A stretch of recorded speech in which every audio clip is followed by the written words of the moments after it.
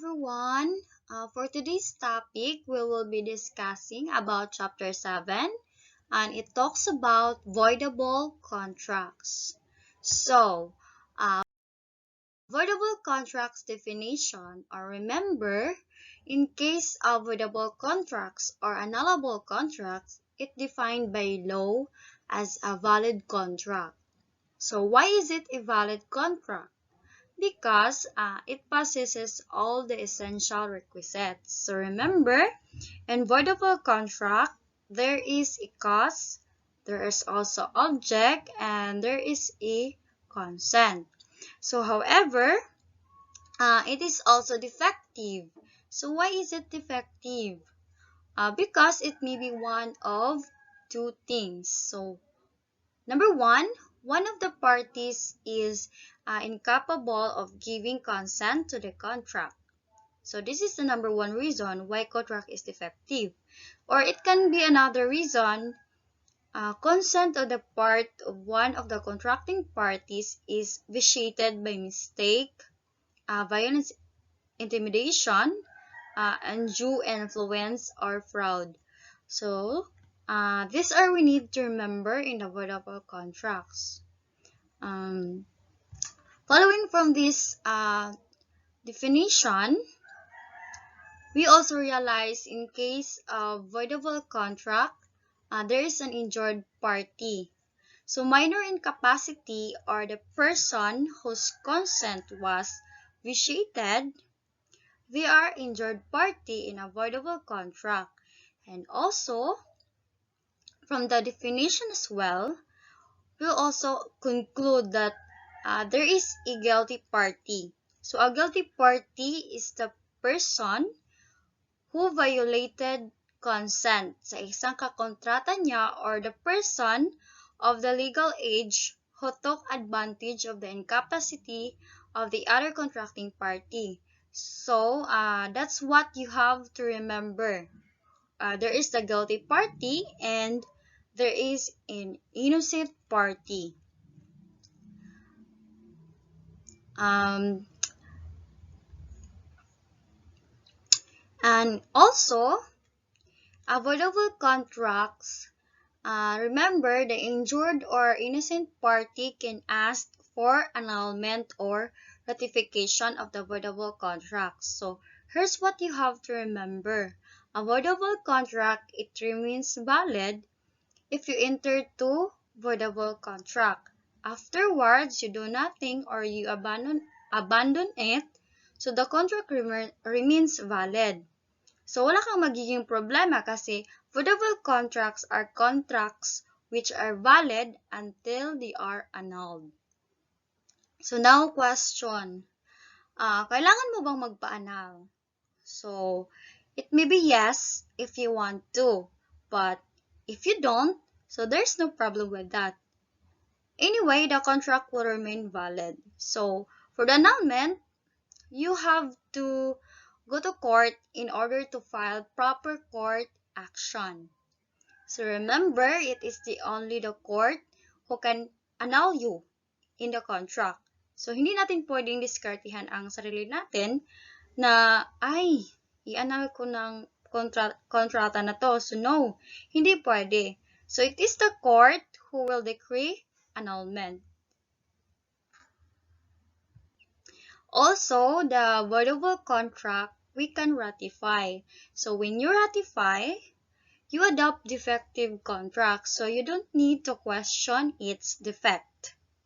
So once the voidable contract is ratified, so remember it will become absolutely valid and you don't need to annul. In voidable contracts, if you don't give it attention on it, it will remain valid. So it's your choice as a injured party, whether you want to annul the voidable contract or to ratify it. So if pina-annul mo, mawawala ang bisa ng contract na yun. So if you ratify it, remember that the voidable contract becomes valid and cannot be annulled anymore. So obviously, these two, annulment and ratification, so they are exclusive to one another. So once you choose one, hindi mo na pwedeng palitan yung napili mo. So if you already ratify, you cannot go to court and ask for annulment. So and if you go to court and ask for annulment, so you cannot ratify same contract. So the next question is, kailangan ba ng ratification? So as injured party, remember,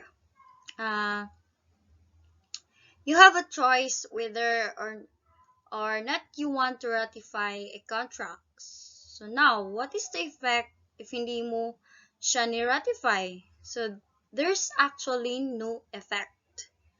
The contract remains valid. So if you ratify the contract, so remember, wini-waive mo lang yung right to ask for annulment in the future because once ratified, voidable contract becomes absolutely valid. So next is the kinds of voidable contracts. Article 1390. So there are two kinds of voidable contracts. So number one, there is a contracts where there is legal incapacity to give consent on the part of one of the contracting parties. Incapacity exists due to minority or other form of incapacity. So that is the number one. Number two, in case of there is violation of consent to part of one contracting party, so paano naman magkakaroon ng violation of consent? So if there is mistake, violence, intimidation, undue influence, or fraud. So remember, your vices of consent is already discussed. So next is binding force of voidable contracts. So they are existent, valid, and obligatory unless annulled or set aside by a proper action in court, an action instituted for that purpose. So example, in a case, the plaintiff declared under oath in her complaint that she assigned the deeds of sale in question without knowing what they were. So which means, according to the Supreme Court, that her consent was not merely marred by the above stated vices. So, as to make the contract voidable, but that she had not given her consent at all, which made the deeds of sale valid altogether and rendered them subject to attack at any time, conformably to the rule in Article 1410, which it says that the action or defense for the declaration of the inexistence of a contract does not prescribe. The action or defense for the declaration of inexistent or absolute nullity of a void or inexistent contract is imprescriptible. So hence, the defect of a void or inexistent contract is permanent. So next is a ratification. So in ratification, the injured party will voluntarily adopts the effective contract. So it cleanses the contract from all its defect from the beginning. So it is as if the parties enters to this contract, there is no defect. So they entered not in voidable contract but invalid contract as if. So as we can see in Article 1392, it says that ratification extinguishes the action to annul a voidable contract. So ratification also may be effected expressly or impliedly in Article 1393. And remember, impliedly is by action. So another is an Article 1395. Ratification does not require the conformity of the contracting party who has no right to bring action for annulment. So next is a ratification meaning. So ratification means that one under no disability voluntarily adopts and gives sanction to some defective or unauthorized contract, act, or proceeding which, without his subsequent sanction or consent, would not be binding for him. So it is this voluntarily choice, so knowingly made, which amounts to ratification of what was theretofore unauthorized and becomes the authorized act of the party, so making the ratification. So example of ratification in contract law. Contract ratification is required when parties want to execute a voidable contract. So for example, if an underage person signs a contract to buy a car, that contract is voidable because he or she does not have the legal authority to sign it. So however, the contract can still be carried out if it is ratified.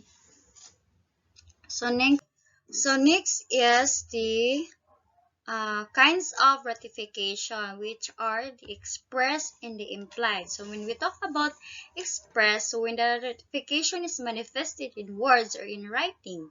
So example for this is if Mia purchases something for JC, so JC can receive the item and apply it for his own use. So when a contract is certified, so the person signing accepts the advantages and disadvantages of the agreement. So number 2 is implied. It may take diverse forms such as by silence or acquiescence, by acts, showing adoption or approval of the contract. So remember, implied is by action. So it is typically is based on implied laws. So it may take various forms like silence or acquiescence, act showing approval or adoption of the act, or acceptance and retention of benefits flowing therefrom. So next is persons who may ratify Article 1394. So Article 1394 means certification may be effected by the guardian of the incapacitated person. So in case of incapacity, so the guardian may ratify or the injured party himself. So in case of a minor, upon reaching the age of majority, he can ratify if he wanted to. And also in case of an incapacitated person, they regret their capacity they can. So ratify voidable contract. So in case of vitiated consent, so the injured party or the party whose consent is vitiated may ratify a contract later on.